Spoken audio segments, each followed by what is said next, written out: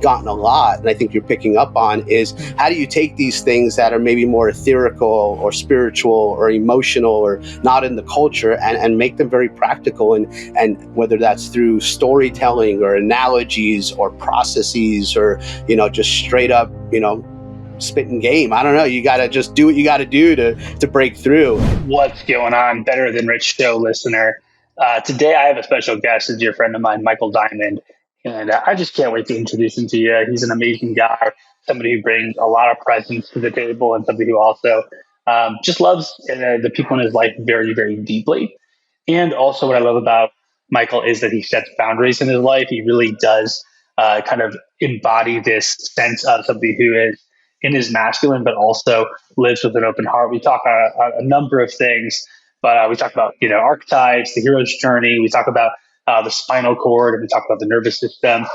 We get into guilt and shame, and all sorts of different things that we experience on a regular basis. If you don't know Michael's work, make sure you check it out.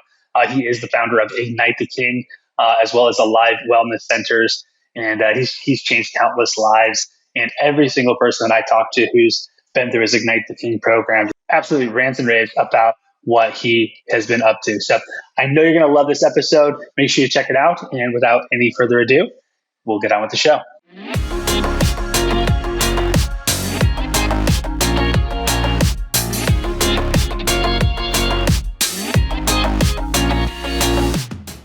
All right, Michael, welcome to the show. How you doing today? I'm doing great. Good to see you, Andrew. Thanks for having me. Good to see you, man. This has been a long time coming, and I'm so glad to have you on the show. We've been friends for quite a while now, right? And getting to know each other and getting to know your family. So, and I've loved watching what you're up to with the IgKnight the King movement and everything that you do. For men in general, I think it's a market that's really needs a lot of attention, and I'm so glad that you're doing it. So I'm excited for this conversation. Listener, I hope you're excited for this conversation. But yeah, man, kick us off. Tell us a little bit about kind of this journey getting into all this. I know, you're somebody who came from this chiropractic world. You studied under Donnie Epstein, kind of one of these premier sort of people in the space. And then, now you're doing all this sort of men's work and, all of this. How did this all come about? Well, here we go. Let's just pull the ripcord. That's right. Well, thank you for that intro. You said a movement. It's that reminds me of those chiropractic roots. When I got into that, which is a whole story in and unto itself, we really bought into a movement. It was a philosophical movement. It was a spiritual movement.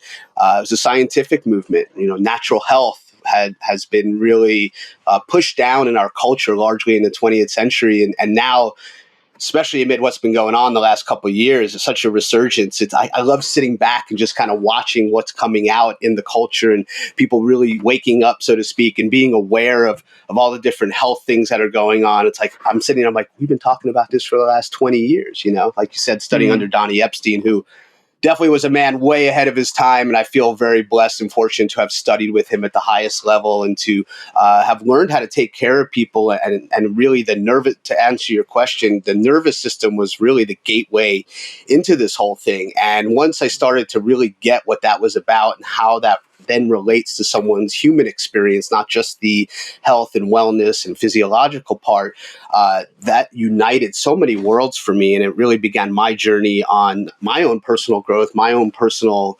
exploration, and ultimately becoming a father and having a family. As you can attest, it's the biggest transformation I've ever experienced. And besides the few things my father, embodied and showed me, there's no manual, there's no map. And I was fortunate in a way to have that one sort of serendipitous phone call that came in that was an invitation to a weekend. And I went, and it completely changed my life. And that's after doing years of transformational programs, all of which were amazing. We've participated in them together, all the levels of Tony Robbins, all those different things, which was a buildup and an evolution. And as I would say, in a tier 2 framework, it transcended, included, and just culminated at a moment where I got to experience really the deepest part of myself. And it opened something up in me that once I saw it, I couldn't unsee it.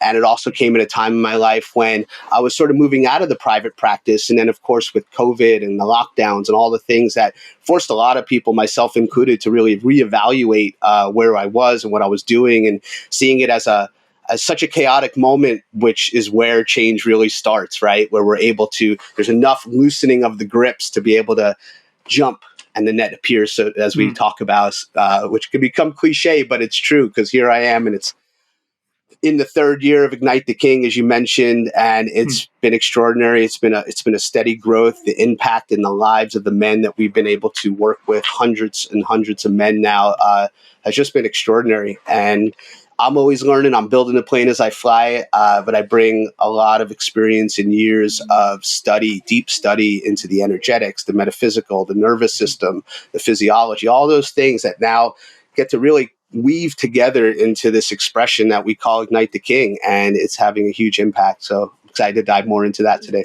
Yeah, man. I mean, great setup. I love that. Why do these things, why do these things matter, right? If I'm the listener and I'm thinking, I just want to grow my business, or I just want to, I want to have better relationships, or I want better health. Like, some of the stuff that you're talking about, metaphysics and the nervous system and some of this like deeper psychology stuff. I know you use a lot of like Jungian archetypal, sort of models. Is that necessary? Right. I'm just playing devil's advocate here to play around a little bit and to set the frame. But it's like you could imagine that could be a question that someone listening might have. It's the first question. Absolutely. Yeah. So what would be your answer to that question? Well, the simple answer is pretty much everything I'm going to tell you is probably opposite of what you've heard. And that's the way in. And as the great Jim Rohn said, you want to change the world, you got to work on yourself, right?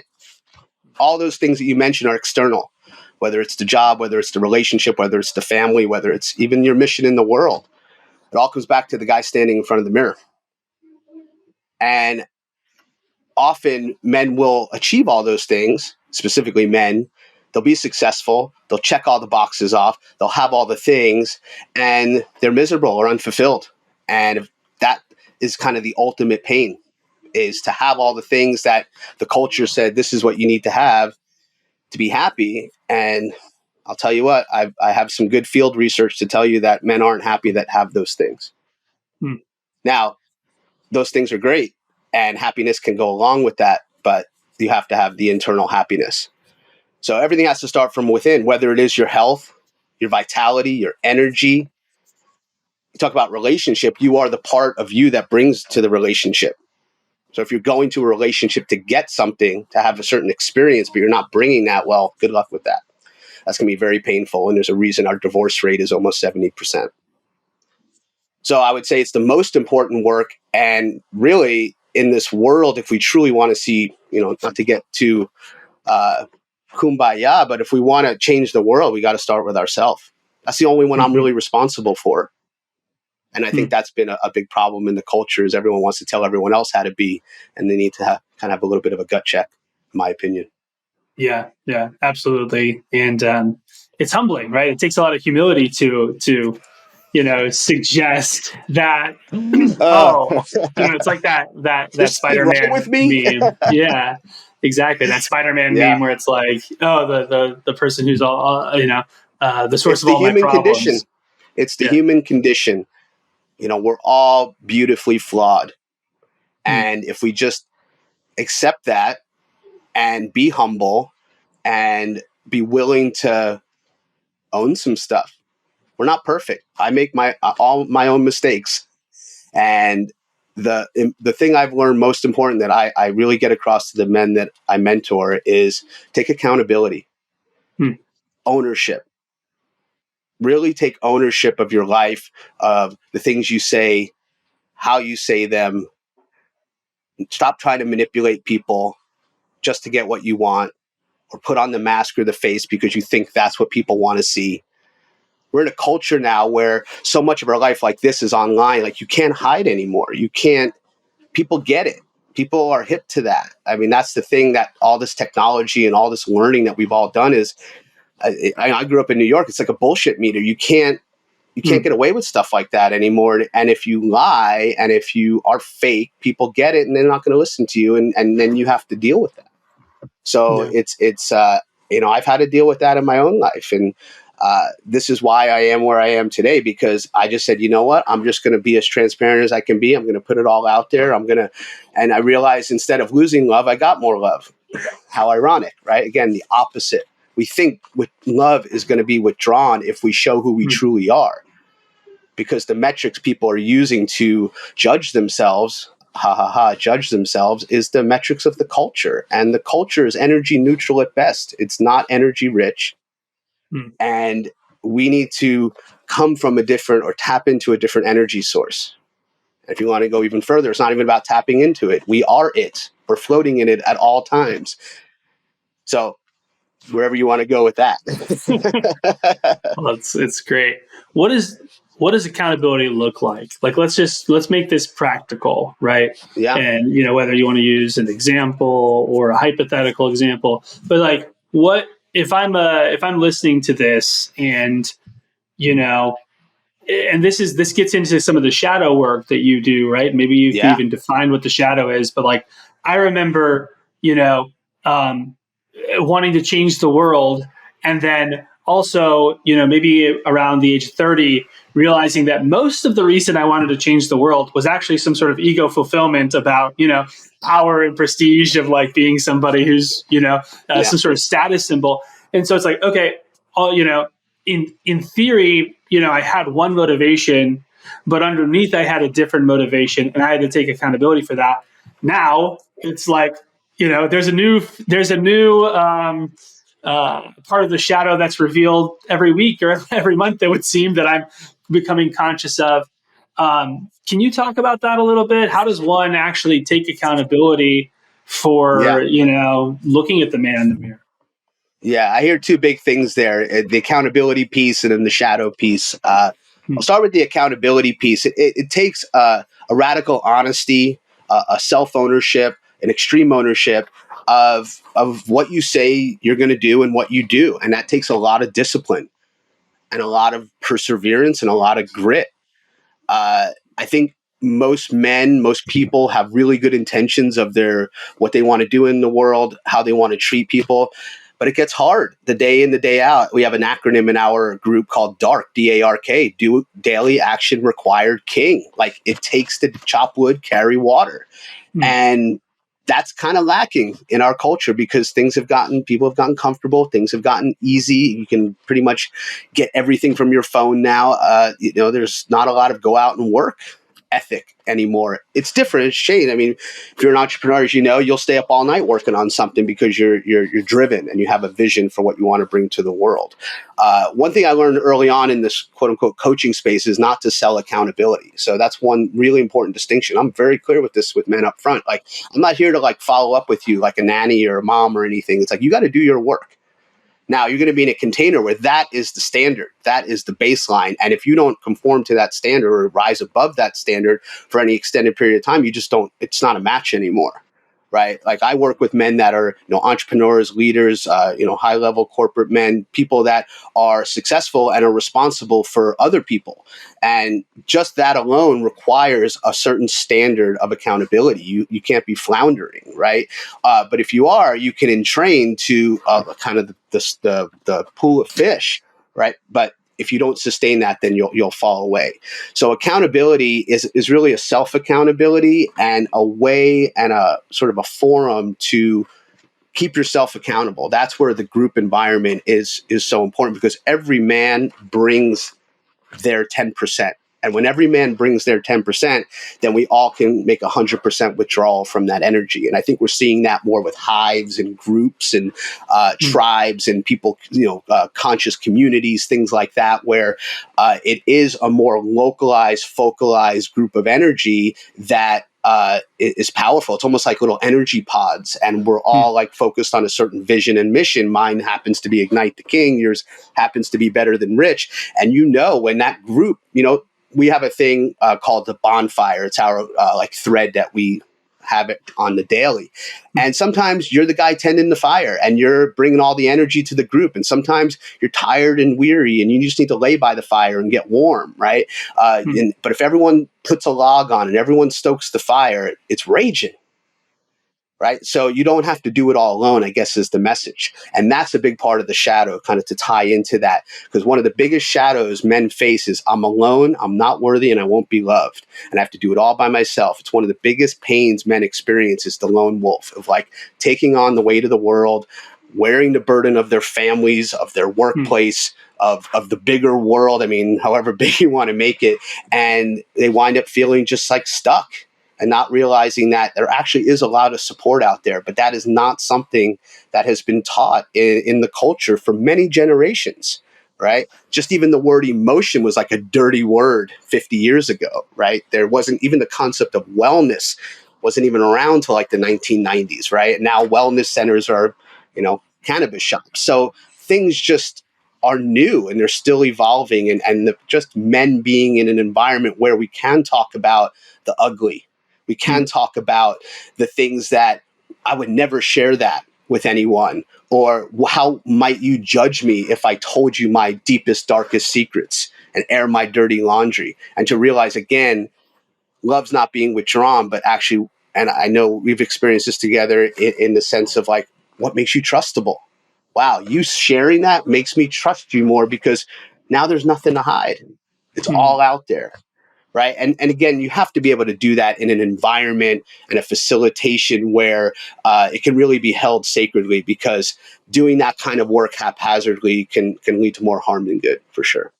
Agreed. And so it's really creating that space, right? Creating the safety for these, parts of ourselves that, we are ashamed of, that do feel guilty, that are, apathetic or angry or whatever is kind of at those lower, sort of frequencies of emotions, and creating a safe space for them to be metabolized and seen inside community.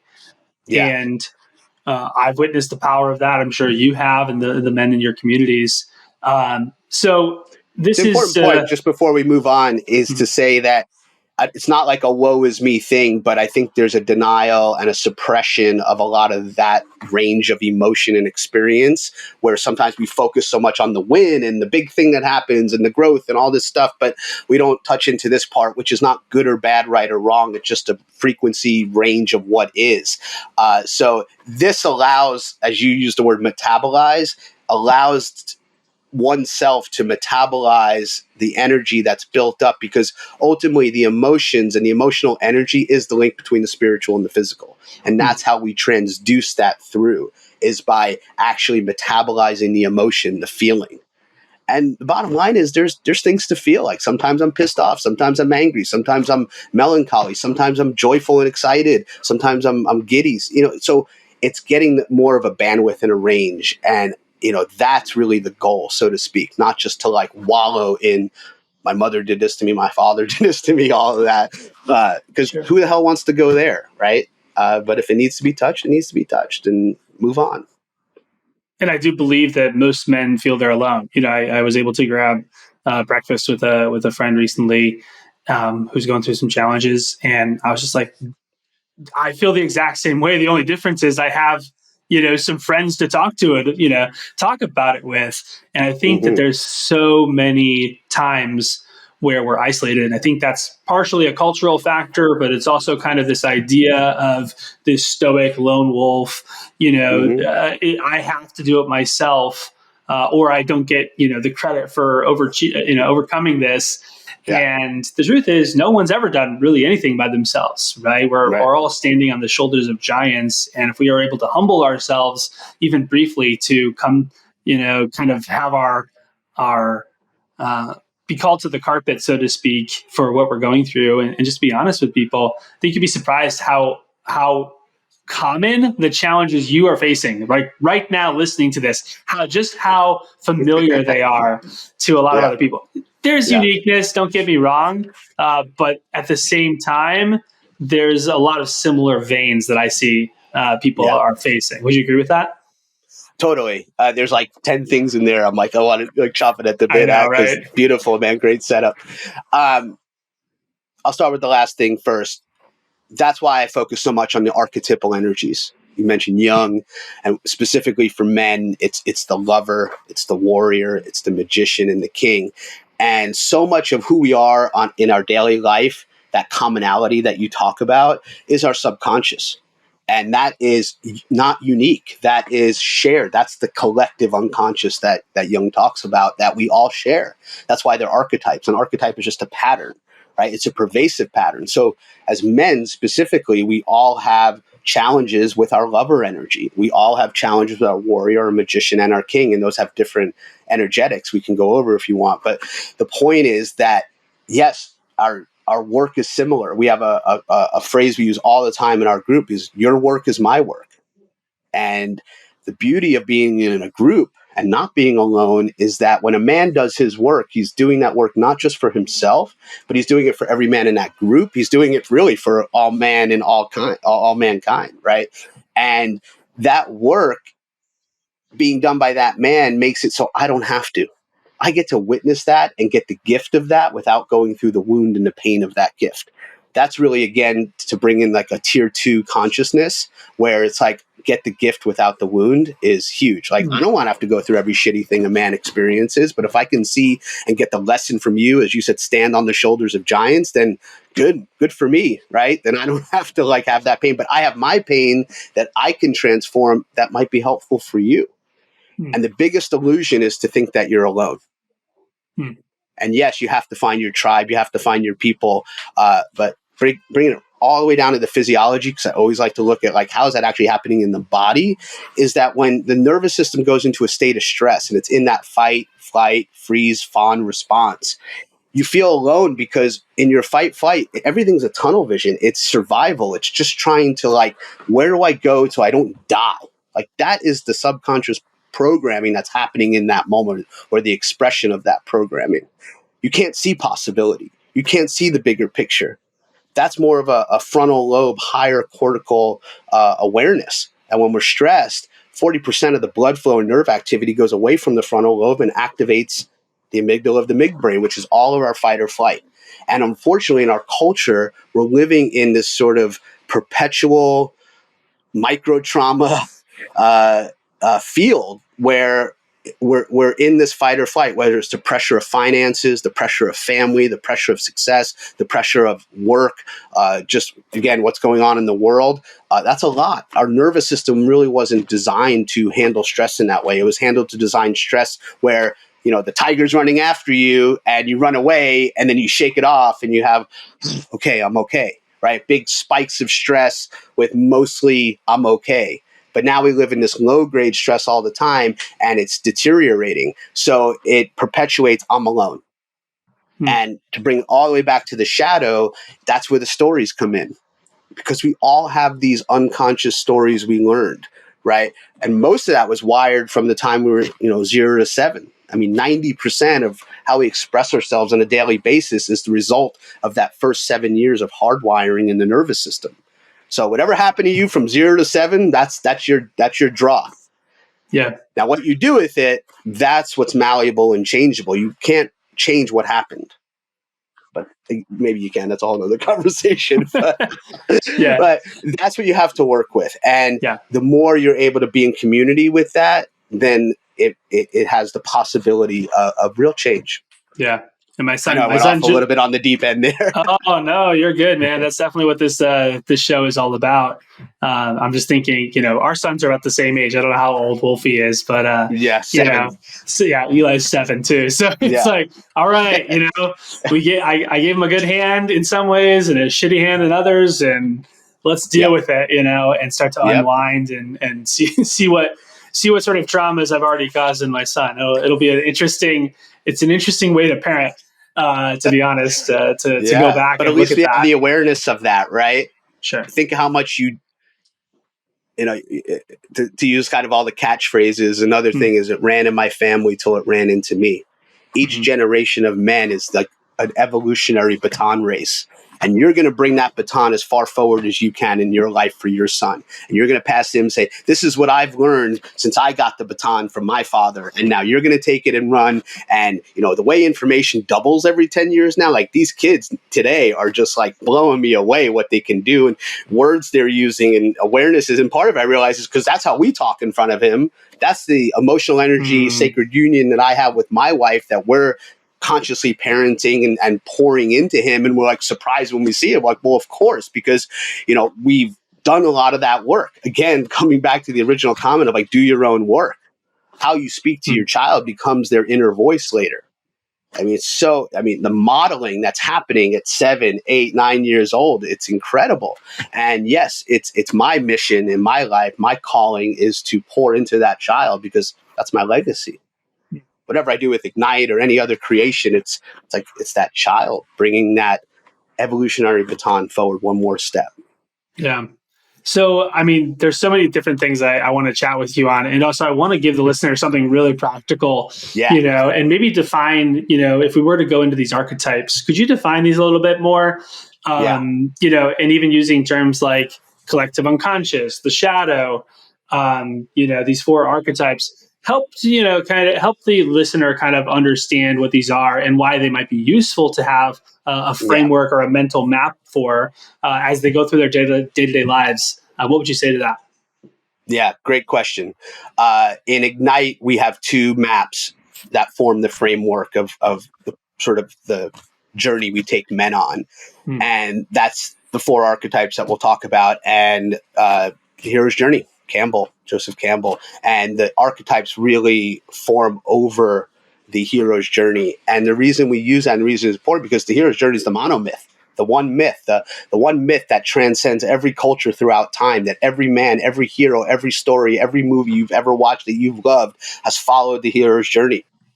And it's this story of the hero going on an adventure and knowing he's really determined for more. He refuses that call and then ultimately pushes himself over the threshold to say, I'm going to go for it, whatever it is. And whatever I have to face, whatever I have to be with, whatever I have to learn, whatever mentors, adversaries that I meet along the way, that's the journey, right? That's where I get forged in the fire to ultimately face the deepest internal battle of my life to come out the other side with this gift, this torch, so to speak, to bring back home. And on that way home, have to face the ultimate battle of life, the live or die battle, to bring that elixir home to my community to make it better, to then set off on another adventure. And that's the cycle from Star Wars to Harry Potter to Rocky, you name it. Every story is this story of going off and this call to adventure. So how that relates to the archetypes is as a man, there's a lot of archetypes, but these 4 core archetypes of lover, warrior, magician, king, I'm a man, you're a man.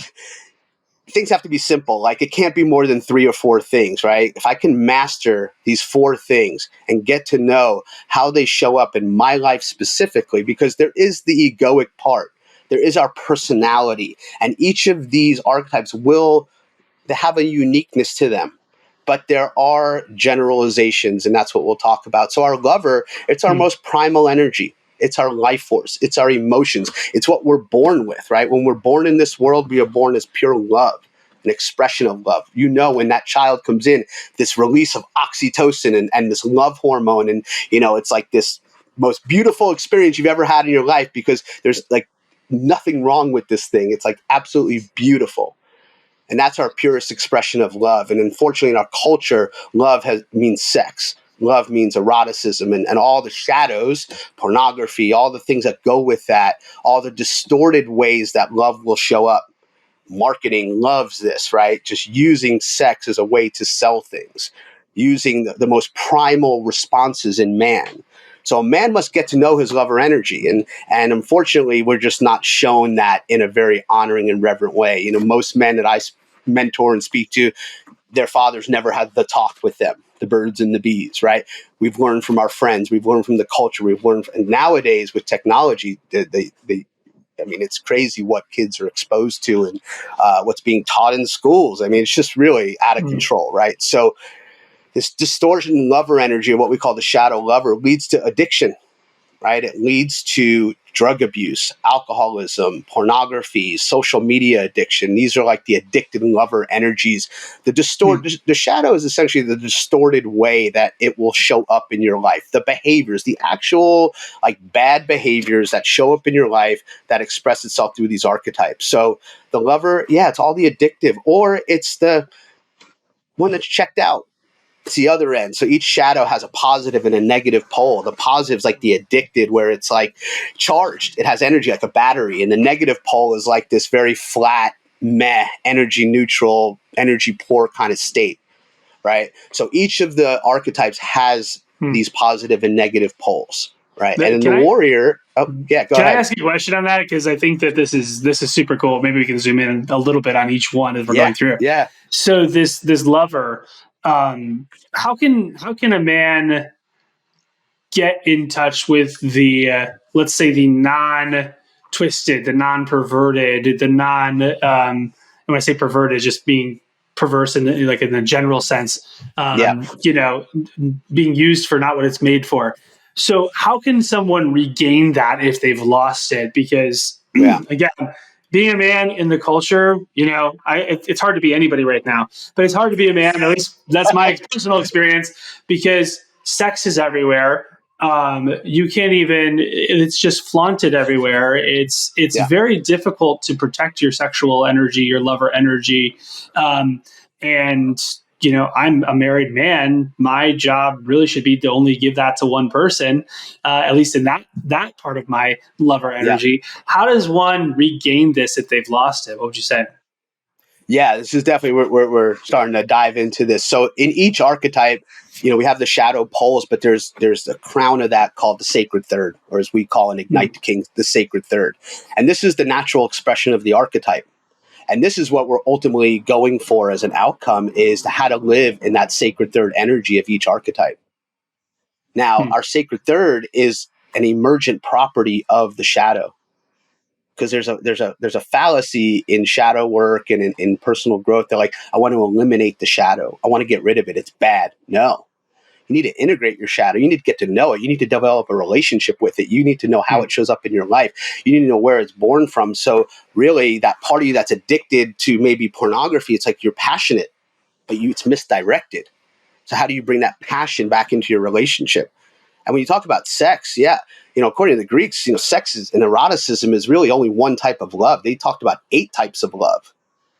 So I think because most men only use one lens to look at what love is, i.e. sex, physicality, eroticism, that's only one narrow lens. And the Greeks didn't even think that was like the most important, right? Agape, universal love, unconditional love, love for humanity, philia, brotherly love, right? Philadelphia, the city of brotherly love. Philia is self-love, brotherly love.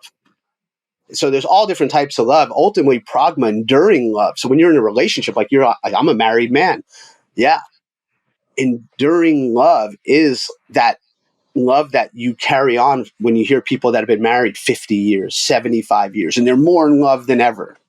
So you have to have all of these. And, there's more we can talk about. So you have to develop, as I said with the emotions before, you have to develop a bandwidth. Like if you're a man and all you think love is sex, you're missing out on 95% of what love is.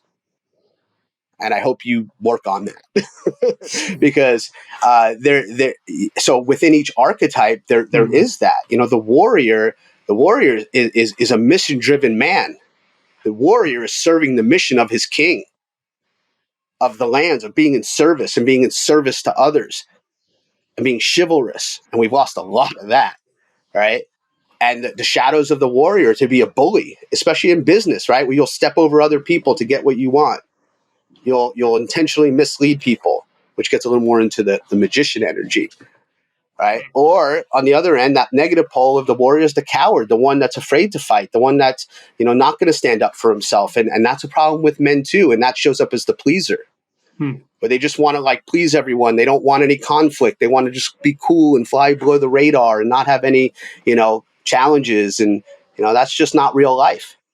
And a lot of times that will show up as the coward energy, where you allow people to push you over. You allow people to influence your boundaries. Right. So that would be a little bit more of the warrior energy. And we talk about these separately, but they all are really integrated and work together. And the work is to know them all and to how they work together. And again, back to how it relates to where you are in your specific hero's journey. So we can keep going into Magician and King, but I think that's a good kind of, we can and just stop off at each one. just to kind of, give you my hallucination of how this would show up. It's like I'm going through my day-to-day life and maybe I experience a challenge. Maybe I could refer back to these frameworks and say, well, which part of me is, showing up right now? Is it the disempowered warrior, right? Is it the, the positively charged lover, and what would I need to do to bring this into the balance of the sacred third? And so that's that. If you're listening to this and thinking, okay, how do I practically become about this? It's really maintaining a certain amount of your awareness for your own self-analysis of how you're going through life. And then as you're experiencing it, really deeply contemplating and meditating and kind of using your intuition to feel into, all right, like what's showing up right now? What part of my shadow might be highlighting, being highlighted in this instance? Does that resonate with you, Michael? Totally. What would you say to that? Yeah, absolutely. Mm-hmm. Now we're getting a little more into the practicality. Like this is all great and philosophical and metaphysical and, all this, but like, how do I make that like a reality for my everyday life? And the process we take men through, like the 3-step journey is AAA: awareness, acknowledgement, action. And you said the word awareness before, and you have to have awareness. You must take the time to at least check in on some level, whether that's meditation or whatever other, process you do, to say like, system check, what's going on here? You can't be checked out all the time. Like you can't expect to grow and to have deep awarenesses if you're not willing to take the time to actually look at what's going on. Like for that, I don't have a hack or a workaround. Like you must actually look at some stuff once in a while, right? And that's taking inventory, and ideally a daily inventory. Like, how am I doing today? Right? Well, I'm setting my energy for today. Otherwise, you're reacting to energy. So, we have a number of tools that we teach men, body-centric tools to work with that, different breath work, body work, things like that. But it's absolutely important to have the awareness, because if you don't have awareness, then what the hell where are you going to steer the ship? Right? You're like a rudderless ship expending all this energy. Right. So the awareness and how to develop somatic and self-awareness, because once that happens, it's like you see what's going on. And then you need to acknowledge it. And this is the most important part. And this is the part most people, most men specifically, skip over. Because what happens classically when you are aware of a problem in your life? What do you do, Andrew? Kind of, one of two things. One is I'll avoid it, or maybe the other one is I'll try to tackle it head on, just depending on kind of exactly which mood I'm in. Yep. Yeah. We go right to action. Yeah. I want to fix it. What happens in relationship? Your wife brings you a problem. As a man, we want to fix it because we see they're in pain, and that's all we are taught or know how to do, is just to go fix the problem. They don't want it fixed, right? Has fixing the problem for your wife ever worked? No. I think on Monday we had a fight about that. So 2 days ago, she said, this is the problem, and I took it as okay. Well, let's roll up our sleeves, and opposite was needed. So that's another conversation. But the point of why I bring it in for men is when we're aware of something, we want to go and just change. Well, okay, what do I got to do? And we bypass the actual alchemical part of the process. It's in the acknowledgement of the feeling. Remember, I said before, emotion is the link between the spiritual and the physical. The emotional system in the body actually overlays all the other systems and how they talk and communicate. It's actually the emotions that are the gatekeepers of how all those other systems communicate. That's, again, a deeper part we can go into. But what I will tell you, how I've used this in the model of this AAA, is you must acknowledge, you must feel the thing that you need to feel authentically, good, bad, indifferent. Because in the feeling of it, think about it, if you've ever had like a really good cry for whatever reason, and afterwards, when you finally are finished, do you feel clearer? Do you feel more open? Does information tend to just flood in? Awarenesses? But if we block that feeling, and typically men will just compress it and push it down and repress it, it's like a bunch of crap getting built up and nothing can get through. Energy is emotion, energy, emotion. I'm sure everyone says that, and that's true. We need to move the energy. And the challenge is we get stuck in judging it. Like, I'm bad, I'm wrong for feeling the feelings that I'm feeling. What would people think of me if they knew I felt this way? These are the stories. This is not only my story, this is a story I hear from pretty much 99% of the men I work with. Mm-hmm. Again, we have to create communities and places that are safe and non-judgmental, where people can find their people to do that work. That's really what it comes down to as far as the model in the world and the new model of the world. But the acknowledgement piece is where the alchemical process takes place. And then on the other side of that, whatever the action is, the last A, whatever the thing you need to do, it's just clear. It's just a knowing. Because most men get stuck in their head trying to figure it out. What do I have to do here?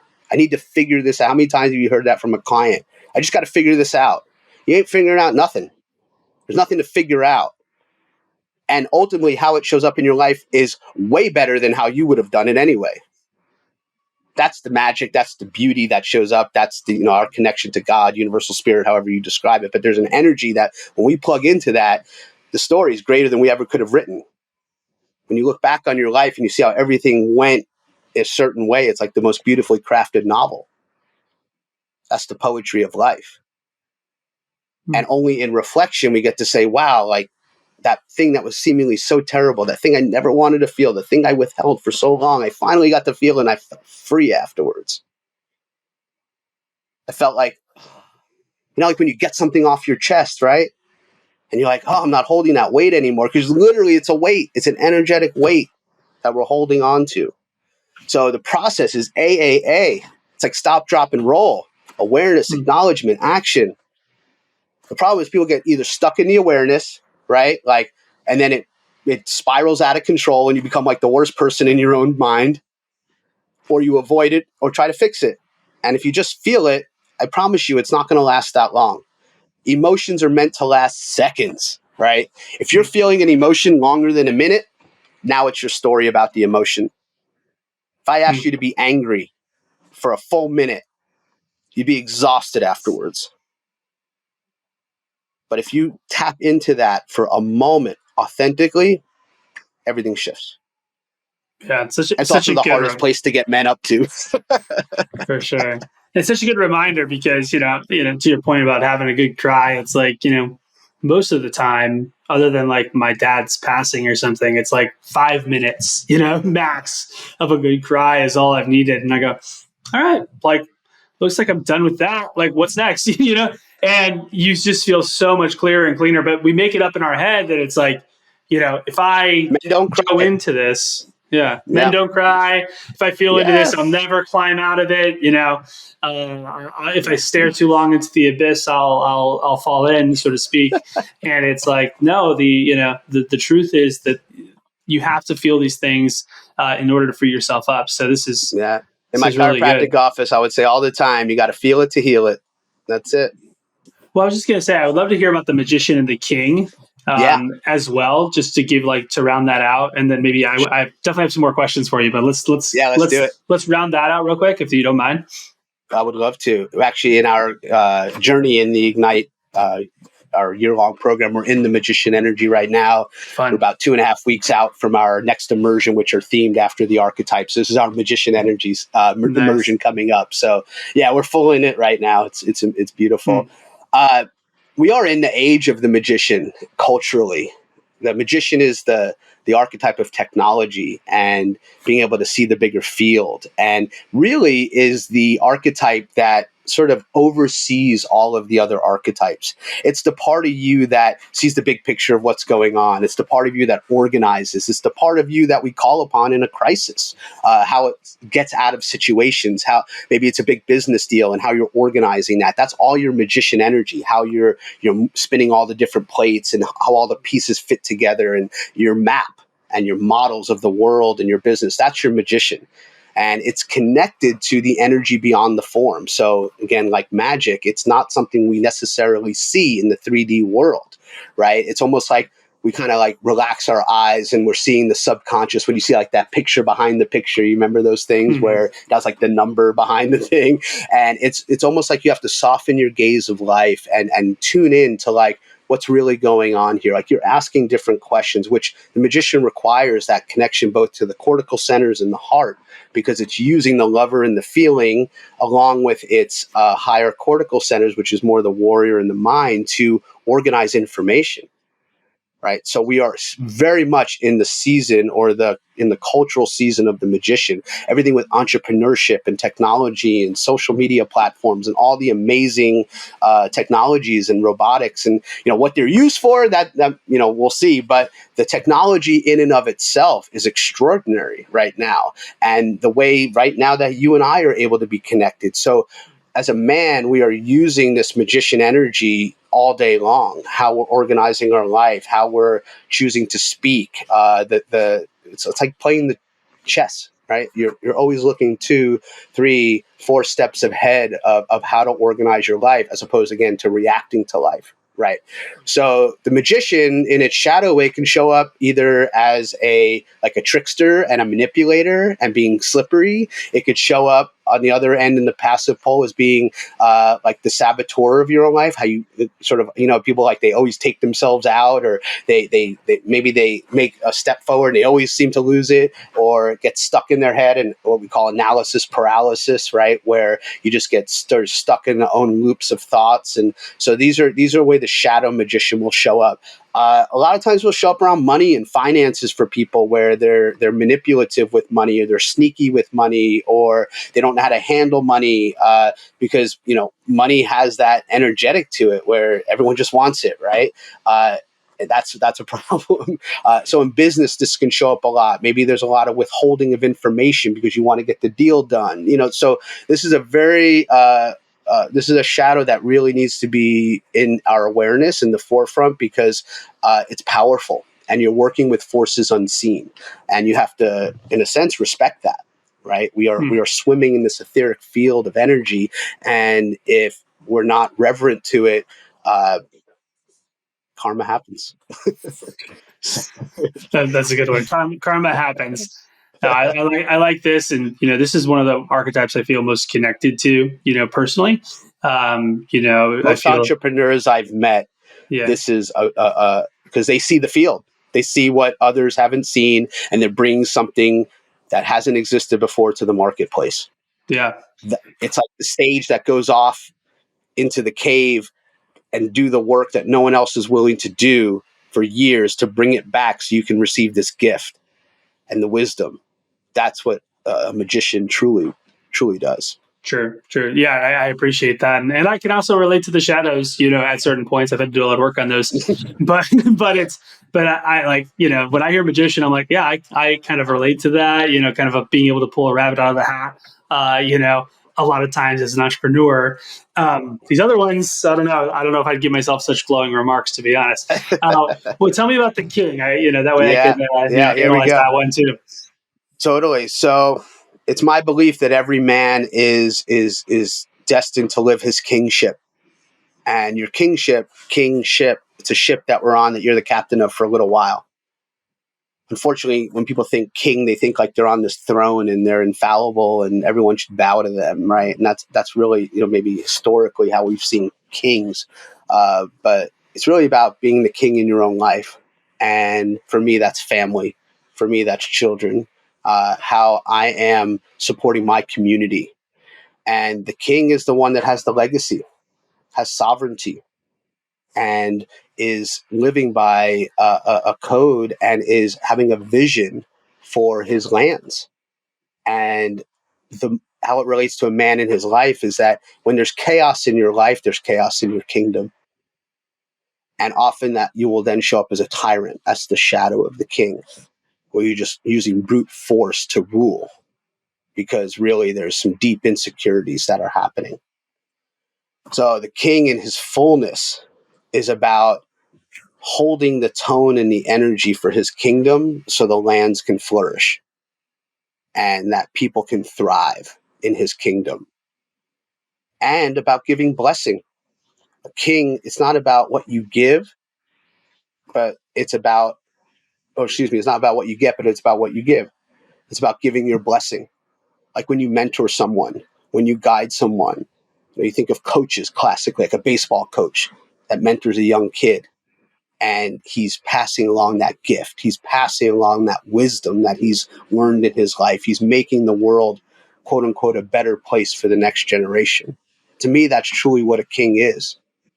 And to be able to embody that on a daily basis. And I think people, especially, I'm 44 years old. So, people in their 30s that I work with, it's like they're just starting to tune into like, wow, like what's my legacy? Like, what am I really here for? And that's the question we ultimately are asking ourselves, I think, is why am I here on this planet at this time? What am I really here to do? It's not like how much can I achieve or how much money I can make or all of those things, but like truly like, what can I give back? You look at every successful person, they've made the millions, the billions, whatever. They've grown all these companies, all these things, and ultimately they want to give back.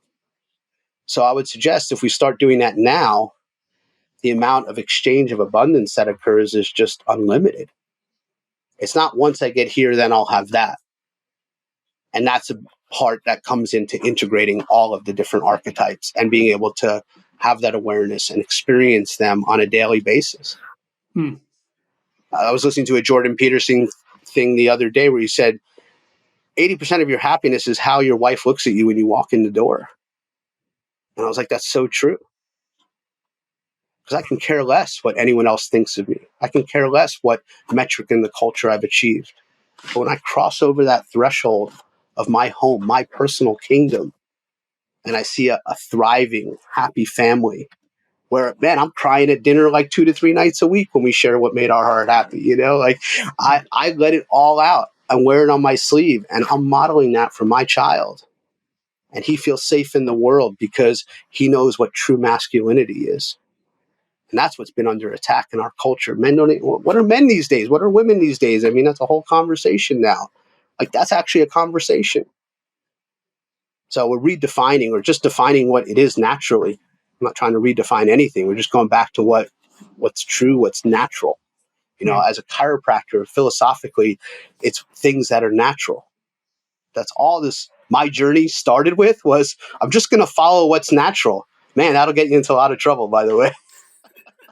Who knew that was such a rebellious idea, Michael, I right? know, right? Yeah. This is really, really helpful. And, I really I like this idea of a king being this steward, right? Instead of this man on the throne, and you're kind of stewarding this next generation. You're stewarding your kingdom. Exactly. You're this benevolent, leader who then gracefully passes the kingdom over to the next generation. I do have some questions about kind of what you were just saying there around some of the cultural factors. You're somebody who, you're living in the Bay Area. I mean, honestly, when I went up to your practice in the Bay Area, just the drive is just immensely beautiful. Just to get up to your office and to hang out with you for the day, and I mean, just a gorgeous area, and also, COVID happens, lockdowns, change around, different things like that. You ultimately decide to uproot your family, move to Austin. I'm curious, if you don't mind sharing, like, what was that experience like? How did you and Nani Leia come to these sorts of, conclusions? And how are you kind of relating to this current cultural moment, if you will? What would you say to that? Great question. Where does the story begin, right? Right. Exactly. Yeah. How much time do we have? Yeah. But yeah, I feel you. Well, in the sense how everything's connected to everything else. And looking back, like I was talking about before, you never know what the things are going to be that become the most transformational things. I didn't know that it was going to take a pandemic and a lockdown to, in a sense, force me to reevaluate my life and make a pretty big decision. Actually, one that I had wanted to make, but for a while, honestly, didn't have the courage to do. And that event so big and impactful forced me in a way to make big decisions and have the bravery and the courage to do so. I had to call upon my warrior in a big way, right? To uproot my life, to close 2 practices, and to move 2,000 miles away to a city that I've been to maybe a handful of times. And you're right, Marin County is the most beautiful place to me in the world. I love the land and spirit and energy of California. I really do. I don't like a lot of other things about it. It just became unsustainable. And it all came to a head during that time. And talk about a hero's journey. Wow. And to be met with the places within me internally that I had to confront, and externally as far as circumstances in my life that I had to face and make, real decisions. Not knowing I'd be sitting here on this call 2.5 years later, thriving more than I've ever thrived in my life. Right? Did I know I'd be sitting on some energetic level? I did, but it took a lot of faith, a lot of trust to make that decision, and to know that I was kind of destined for more, right? The next evolution of myself. So yeah, leaving California was a big deal. It was a big moment, and all the relationships and all the community that we built there for over 12 years in that practice, and the one down in Beverly Hills as well. And but again, it was just another stepping stone of life. And I thought everyone from California moves to Austin, so I was just following what the culture was doing. Yeah, something like that. But no, yeah, that's thanks for filling me in on that. And yeah, I mean, Yeah. it's got to be scary. And also when you look at one of you mentioned children, you mentioned legacy, 80% of your happiness being how your wife looks at you when you walk in the door. So much of when I use those metrics that you just said, I'm exactly where I need to be. Correct. It becomes a no-brainer. So it becomes a no-brainer because you go, it's exactly a no-brainer. It has nothing to do with your brain. It has everything to do with your heart. There you go. I love that. And that's the king energy that's connected to the universal heart and the intelligence of the universal spirit, the divine. And then when you have a moment of connection to that place, everything makes sense. And I've had many of those moments in the last 2.5 years where it is just a look from my family. It is just a feeling where I'm like, yep. And don't get me wrong, it has its ups and downs and bumps and challenges and all the things that go with being a dad and a parent and a husband and a business owner and a homeowner and all the things, right? All the cultural things that we have to address in the real 3D world. So I don't just live in this sort of 5D spiritual realm, all this, right? It's like it has to translate to like, how does this show up in my real life? How do I utilize these tools on a daily basis? How do I have the community and the support that I'm not doing it alone? And the results are phenomenal. I can definitely Beautiful. say that. Yeah. I'm going to ask you one more question before we kind of do our standard kind of 3 questions that all of our listeners at this point are probably familiar with. You strike me as somebody who bridges that gap between the spiritual and the practical, between kind of this collective service and taking care of your individual needs. You're very open-minded, right? And also not so open-minded that your brain's fallen out, Michael. So thanks for the compliment. I would love, because I think that people like you are so rare in being able to speak to these different perspectives and be able to almost kind of transcend the perspectives and see it from a bird's eye perspective on the two sort of, in the culture war.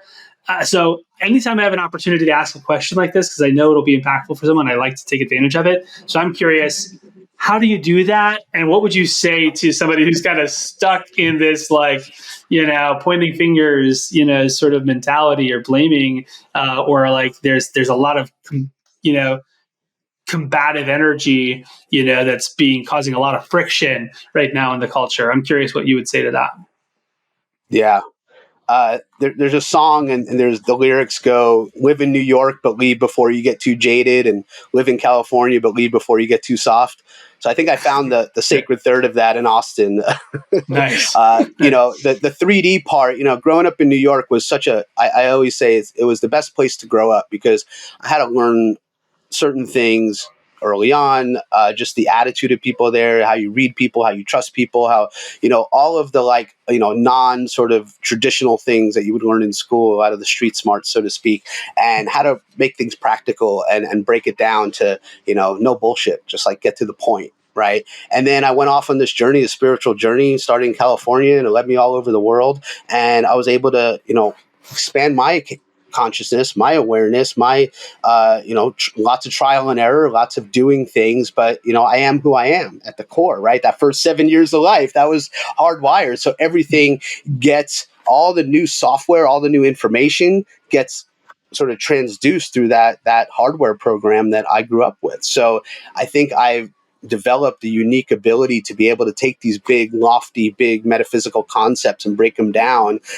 into a very quintessentialized, potent, powerful a piece of information for a man to make change. That's some of the feedback I've gotten a lot, and I think you're picking up on, is how do you take these things that are maybe more ethereal or spiritual or emotional or not in the culture and make them very practical, and whether that's through storytelling or analogies or processes or just straight up spitting game. I don't know. You got to just do what you got to do to break through. And I definitely have developed that skill set. I mean, I've been doing this work for a long time, and, taking things even just from the chiropractic world, talking about neurophysiology and pathology and, x-rays, and taking all these very complex topics, and how I've had to learn how to relate them to the everyday patient. Right? They don't care to really know how everything works. They just want to trust me that I've taken the time to understand how they work, how it works, and can I relate it to them in a relatable way. So I've been doing that for over 20 years. And now I'm just doing it in a different context with men's work. And the beautiful thing, and the thing I've loved about moving kind of beyond chiropractic office and network office to working with people in this way, is that we've always wanted to talk about the personal growth part. We would weave it in our office, but even in just a scope of practice, that's just not something you can do as a chiropractor. You're focused on the physical, right? And depending on your state laws. So there was always this sort of blurred line that you were towing a lot, especially in the type of chiropractic work I was doing. But now it's I'm in a totally different place where I could say all the things that I've been wanting to say for the last 20 years and it's being asked for, and I'm able to transduce that down. So yeah, that's kind of how I do it. Good. Great answer. Yeah. Thank you so much for that. I really appreciate that. So we always ask our guests 3 different questions, Michael, before we head for the exits. The first is, what do you think the world needs most right now? Ignite the King. Sorry, shameless plug. Everyone needs to do their own work. If everyone, here's the big paradox. Everyone always says, well, I'm just one person. What can I do? You're just one person. What can you do? And the one thing I know every person can do is to be a better person. And truly, if, again, not to sound too kumbaya, but if everyone just takes responsibility for themselves, man, that would change everything.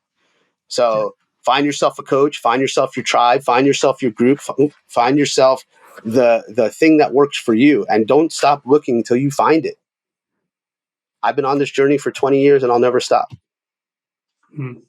It's beautiful. You're just one person, but if you know 1,000 people and they know 1,000 people, all of a sudden you're just 2 steps removed from 1 million people, right? That you're impacting. You know the starfish story on the beach, right? Yeah. You know that story?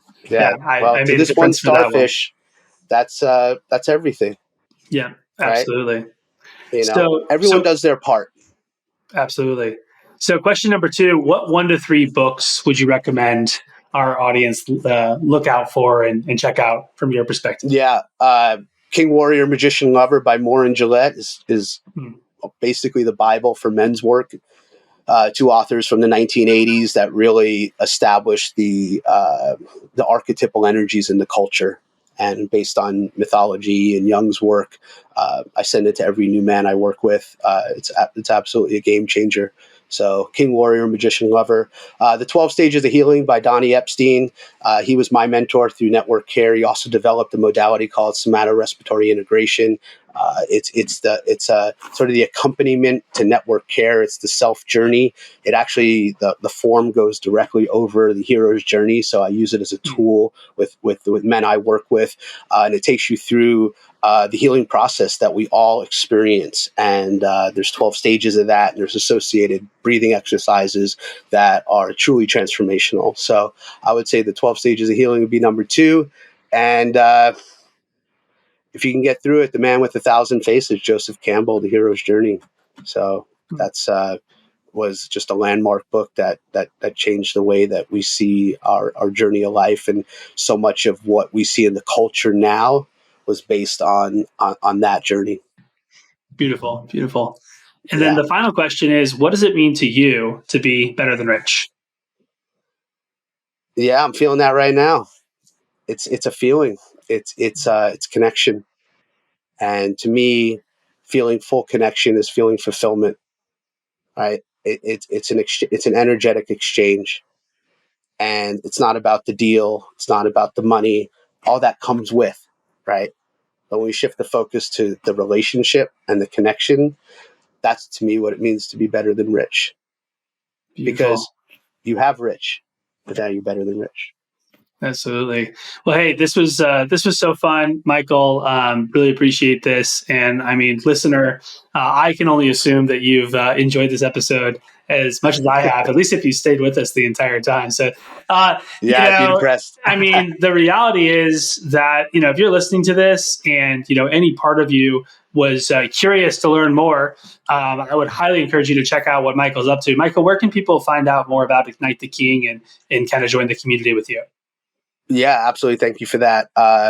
Best place to go is ignitetheking.com. And I got all cute with the name. It's IgKnight, like you're being the knight of your life. So ignitetheking.com. That has about our events, how to get in touch with us. We have a private Facebook group, all on social and all of that. So I look forward to hearing from people if that resonates. Thank you.